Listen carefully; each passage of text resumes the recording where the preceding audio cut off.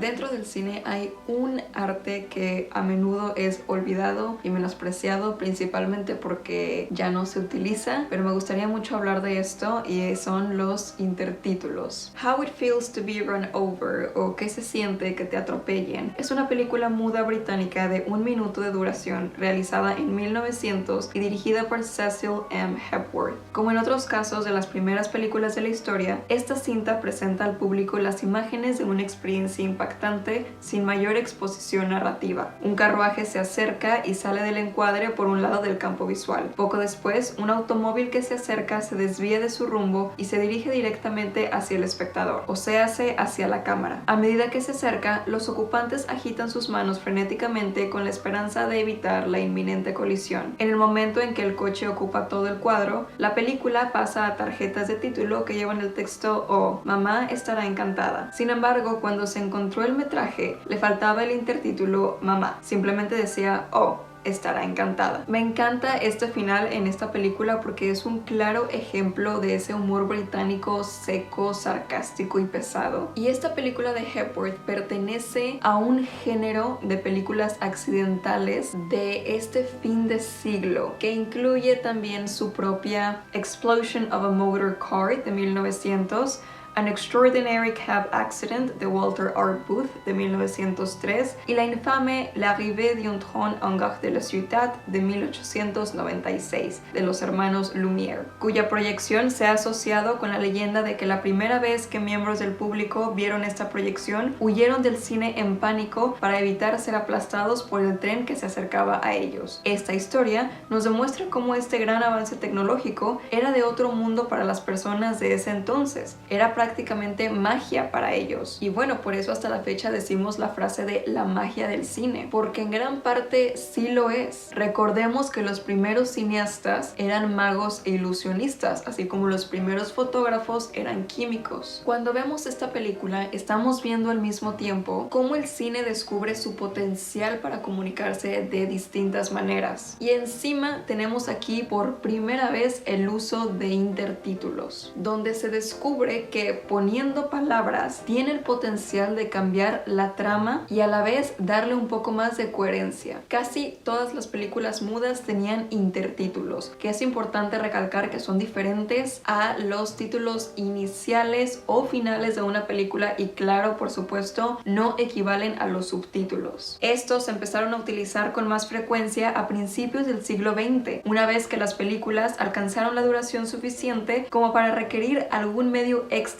para evitar que el público se confundiera y siguiera el hilo de la historia. Al principio, se usaban los intertítulos con mucha moderación y solo impartían la cantidad exacta de información que el público necesitaba saber. Por ejemplo, Charlie Chaplin y Buster Keaton a menudo apostaban a ver quién podía hacer la película con la menor cantidad de intertítulos. Principalmente, algunos estudios los utilizaban para anunciar cada plano y describir lo que sucedería. Algo así como esos inicios de capítulos largos de novelas victorianas serializadas, y en aquella época los intertítulos se le conocían como líderes o leaders. Y a medida que las películas se volvieron más sofisticadas, los marcos decorativos a menudo rodeaban las palabras con logotipos de los estudios en las esquinas. A veces los personajes principales se presentaban con tarjetas de título que también contenían los nombres de los actores que los interpretaban. En ocasiones los propios actores eran anunciados a través de tarjetas de título y la película mostraba a cada uno sonriendo o inclinándose ante la cámara. Era una versión temprana de los créditos iniciales. Todos estos cambios no solo evitaron que el público sintiera la vista cansada por el constante cambio entre la imagen en movimiento y un intertítulo con fondo negro. Esta puede ser una de las posibles razones por las que los cineastas empezaron a hacer los intertítulos con un fondo un poco más pictórico, sino que, como dije al principio, también contribuyó al arte en general de la película. Ahora, quizás se pregunten por qué no los estudios simplemente ponían subtítulos encima de la película, directamente en las imágenes, pues. Y es que mientras que la tecnología para hacer subtítulos en ese entonces sí existía, definitivamente un trabajo más difícil y laborioso que el de hoy en día, pero se podía hacer. La razón por la que los títulos fuera de la imagen se mantuvieron de esa manera es para facilitarle el asunto a los cines de otros países, pues lo único que tenían que hacer era cambiar el idioma de los intertítulos y listo, la película estaba lista para proyectarse. A mediados y finales de la década de 1910, los títulos se volvieron más elaborados y se convirtieron en una parte integral de la experiencia cinematográfica general. Irónicamente, cuanto más se adaptaba el lenguaje cinematográfico, más tarjetas de título parecían estar en uso. No eran solo para el diálogo. Los dramas a menudo usaban un lenguaje que sonaba romántico e incluso fragmentos de poesía para ayudar a transmitir el ambiente de la película. Personalmente, las cosas más románticas que he escuchado en una película, en este caso leído, ha sido justo en películas mudas. Las películas de comedia usaban los intertítulos para experimentar con la comedia más allá de lo físico. Las películas artísticas probaban fuentes atrevidas, algunos fondos tenían textura en lugar de negro, mientras que otros tenían pinturas o dibujos animados. Verdaderamente era todo un arte. Uno de mis intertítulos favoritos es In the Frozen North de 1922 de Buster Keaton, donde después de un día pesado llega a su casa y ve a una mujer y a un hombre besándose de espaldas. Él, pensando que es su esposa engañándolo, tiene un momento bellísimo de tristeza, saca un arma y mata a ambos. Después se acerca a ver los cuerpos y sale el intertítulo genio donde podemos leer: he cometido un error. Esta no es mi casa ni mi esposa, dándonos un momento de humor negro y un perfecto punchline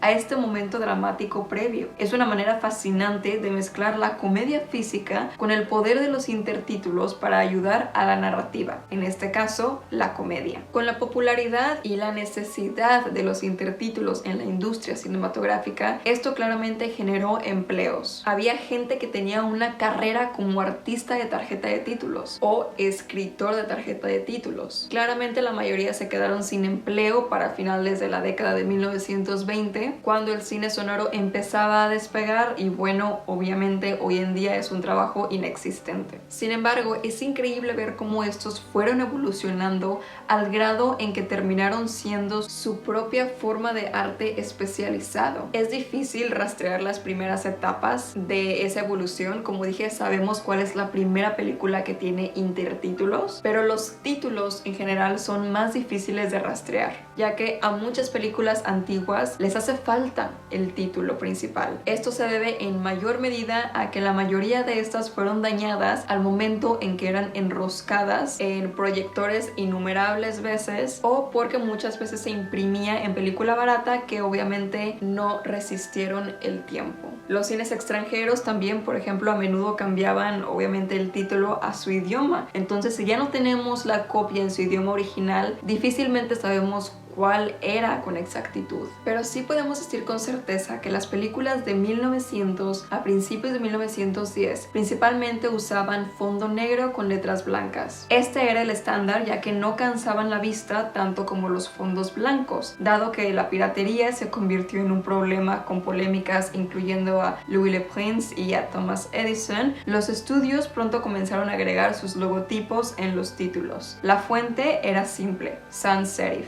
A medida que los estudios comenzaron a producir cantidades alarmantes de películas de carrete y de carrete dividido, descubrieron que una de las formas más rápidas de hacer títulos era colocar letras simples de metal blanco o de cartón sobre un fondo de terciopelo negro. También había máquinas de impresión especiales disponibles solo para crear tarjetas de título, lo que ayudó a agilizar aún más el proceso. Y en el famoso The Great Train Robbery de 1903 vemos letras dibujadas a mano. Con el tiempo, los estudios empezaron a adoptar una plantilla específica para sus títulos, poniendo las palabras dentro de un marco artístico. Cada estudio tenía su propio estilo, ya fuera el mismo fotograma para cada película, como Keystone, o varios fotogramas con motivos similares, como la obra de Segundo de Chaumont. En la década de 1910, las películas estaban volviendo, como había dicho, aún más sofisticadas, y esto llevó a que las tarjetas de título hicieran lo mismo. Si bien todavía se usaban las letras mecanografiadas, las letras dibujadas a mano de hecho eran muy comunes porque los cineastas creían que eso agregaba una especie de carácter para la película. Había plantillas también que tenían aperturas para filas de palabras, y esto garantizaba que todas las palabras estuvieran centradas y que estuvieran también correctamente espaciadas. mudas. Los diseñadores comenzaron a utilizar más espacios vacíos, añadiendo decorados y probando diferentes fuentes, como en este ejemplo de From the Manger to the Cross de 1912. Y con el tiempo a alguien se le ocurrió una de las tendencias más populares del cine mudo, que era agregar pequeñas caricaturas o pinturas que servían como ilustraciones humorísticas o comentarios visuales. Las comedias slapstick y las comedias ligeras tendían especialmente a gravitar hacia estos toques encantadores. Este tipo de títulos artísticos se volvieron tan comunes que los directores de dramas serios a veces optaban deliberadamente por títulos con fondos sencillos. Un libro de 1922 titulado Photoplay Writing explica que existe una teoría muy buena por parte de algunos productores de que el título con letras sencillas y sin arte ni trucos fotográficos está mejor calculado para transmitir la historia, porque después de todo, la obra debería de ser la clave y no los intertítulos. Hubo otras tendencias que también fueron temporales. Por ejemplo, a partir de 1912 los estudios empezaron a agregar su nombre y el nombre de la película en la parte superior de todas las tarjetas de título. Esto se hizo principalmente para que las personas que entraban a los cines en medio de la película, algo bastante común cuando las películas se reproducían todo el día en ese entonces, así si llegabas a la mitad de la función podías saber qué película estabas viendo. También ayudó a resolver el problema del desgaste que finalmente arruinaba los títulos principales. Se empezó a utilizar también papel tapiz, pinturas de acuarela, paneles de madera, arpillera, alfombras y diferentes tipos de tela con los títulos reales superpuestos mediante doble exposición para salir del típico fondo negro. Y a medida de que los fondos lisos se hicieron cada vez más decorativos, las fuentes más sencillas del siglo XX dieron paso gradualmente a las letras más pintorescas que justo hoy tendemos a asociar con la película muda. También había títulos animados como este famoso ejemplo líquido de Sunrise de 1927. Hacia el final de la era del cine mudo, los títulos se volvieron más hábiles, junto con el resto de la industria cinematográfica. Los títulos principales comenzaron a condensar la mayor cantidad de información posible, incluidos nombres de productores, directores, actores principales en negritas, que este viene siendo un poco como el inicio o lo más cercano que hay a lo que hoy conocemos como créditos. Los intertítulos persistieron un poco en la época del cine sonoro, apareciendo con moderación en algunos cortos de comedia. Y bueno, por supuesto, los títulos principales ya eran esenciales en el cine. Pero la realidad es que el apogeo de los intertítulos ya había terminado. Algunos de los artistas y los escritores afortunadamente pudieron evolucionar su trabajo a ser ya sea diseño de escenografía o guionistas. Y eso nos lleva a Tiempos modernos de 1936 de Charles Chaplin, considerada a veces la última película muda. Y si la consideramos la última película muda, entonces quizás esta sea la última tarjeta de presentación oficial, un valiente mensaje de esperanza mientras el vagabundo y su amada se van de la mano. Y es prácticamente un toque de nostalgia por la tarjeta de título en sí.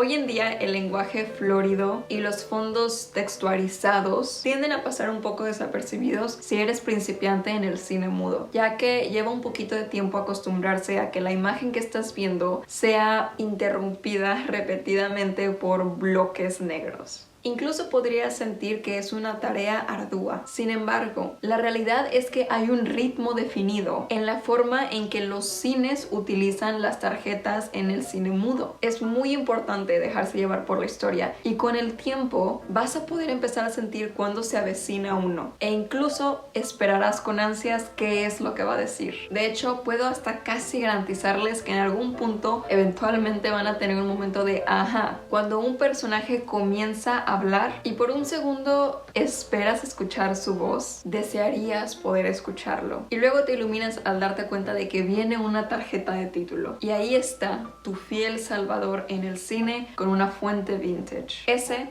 queridos amigos, es el momento en el que has pasado de ser un simple observador pasivo de la película a un participante de la película misma. Si piensas en la forma en la que la mayor parte de las personas ven el cine hoy en día, esto es viendo y escuchando a medias o utilizando el teléfono al mismo tiempo, las películas mudas son de hecho un cambio de ritmo muy bienvenido, pues requieren nuestra absoluta atención. Si te pierdes incluso aunque sea un una tarjeta de título, puede que la película ya no tenga sentido en lo absoluto. Y esto es bueno, porque cuando dejas de lado las distracciones, puedes realmente absorber la película que tienes delante de ti. Puedes concentrarte en los personajes y en los puntos de trama sin interrupciones. El cine mudo te ofrece libertad por un tiempo del estrés normal de la vida moderna. Yo les insisto e invito a que aprendan a amar esas tarjetas de título. Lejos de ser solamente la herramienta que ayudó a que la película sobreviviera a lo largo del tiempo hasta que finalmente llegó el cine sonoro, fueron de verdad una forma de arte única en sí misma y hoy pueden ayudarnos a experimentar más plenamente y apreciar más profundamente de estas maravillosas e históricas primeras películas.